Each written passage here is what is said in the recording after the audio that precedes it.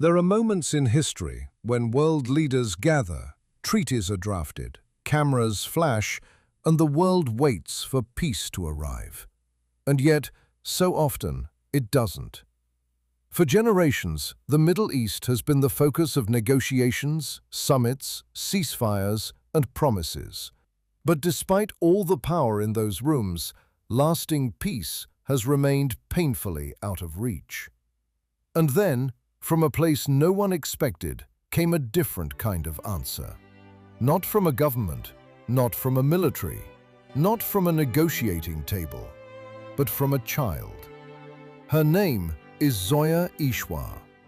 When Zoya was first asked to design and create a Middle East peace monument, she wasn't a politician. She wasn't a diplomat. She wasn't a world leader with a staff, a budget, or a seat at an international summit. She was an 11-year-old art prodigy. What Zoya did have was vision. She had heart, and she had the rare ability to look at one of the world's most painful and complicated conflicts and imagine something better. Not through politics, but through art. Not through division, but through symbolism. Not through power, but through hope. Where others saw an impossible problem, Zoya saw a possible answer. She believed that a large public work of art could do something speeches and negotiations often cannot.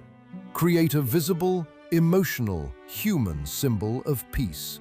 Something people could stand before, reflect upon, and recognize as a shared aspiration across borders, religions, and generations.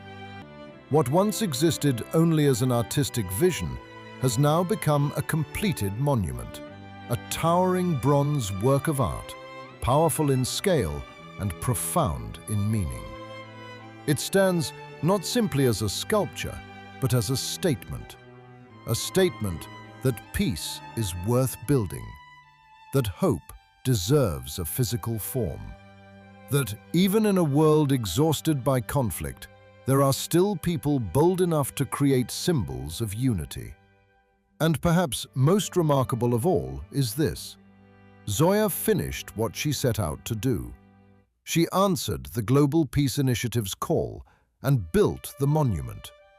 At an age when most children are still discovering what they want to be, Zoya chose to take on one of the biggest moral and humanitarian themes of our time, and she brought it to life. She has already done what many would have thought impossible. She took a child's idea and turned it into a completed monument of hope.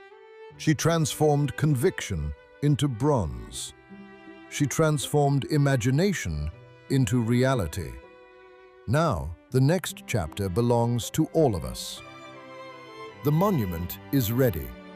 The vision is real.